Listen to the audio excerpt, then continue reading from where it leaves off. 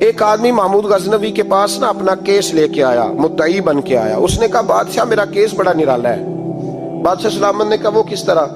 کہنے لگا یہ میرے پاس ایک تھیلی ہے، میں نہ سفر پہ جانے لگا تو یہ تھیلی پوری ہیروں کی بھری ہوئی، فلاں علاقے کے جو قاضی صاحب ہے نا، میں جاتی دفعہ میں کہیں سفر پہ جا رہا تھا تو میں ان کے پاس چھوڑ گیا کہ رستہ لمبا ہے، کہیں کو مجھ سے چھین نہ لے، ہیروں کی بھری ہوئی۔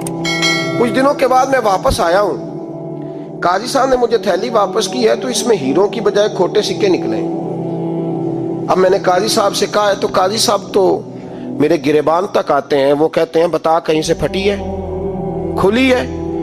وہ جس طرح ٹانکے لگا کے تو نے سی تھی اسی طرح لگے ہوئے ہیں کہ نہیں؟ تو حضور لگے بھی بالکل اسی طرح ہے، نہ پھٹی ہے نہ کھلی ہے۔ اب میں لٹ گیا ہوں، میری کل عمر کی کمائی ضائع ہو گئی، کھوٹے سکے کہاں اور ہیرے کہاں؟ تو مہربانی کریں اور آپ کی بارگاہ میں اللہ رسول کے نام پر حلف دیتا ہوں کہ میں ہوں بالکل سچا۔ محمود غزنوی کہنے لگے تو جا، تھیلی چھوڑ جا، اور جب میں تجھے بلاؤں گا پھر دوبارہ آنا۔ وہ شخص چلا گیا۔ محمود غزنوی اٹھے، دربار برخاست کیا، لوگوں سے کہنے لگے چلے جاؤ، میں 3 دن کے لیے سیر کرنے جا رہا ہوں، 3 دن کے بعد لوٹوں گا۔ اکیلے جب رہ گئے نا محمود دربار میں تو محبوب نے چھری منگائی۔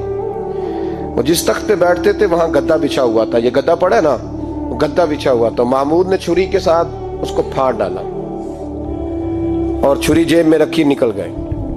کہنے لگے میرے بعد کوئی میرے دربار والے احاطے میں داخل نہ ہو۔ محمود چلے گئے۔ اب وہ صفائی کرنے والا جب آیا نا، اس نے آ کے دیکھا تو گدا تو پھٹا ہوا ہے۔ اس نے شور ڈال دیا، پہرے دار بھی آ گئے، فلاں صاحب بھی آ گئے، فلاں صاحب۔ اس نے کہا وہ خدا کے بندو، اس کا گدا پھٹ گیا ہے، وہ تو مار ڈالے گا۔ اس نے کہا تھا سوائے صفائی اور نگرانی والے کے دوسرا آئے کوئی نہ، اور یہاں آیا بھی کوئی نہیں، پہلے دن ہی پھٹا ہوا ہے تو لٹکا دے گا سب کو، کیا کر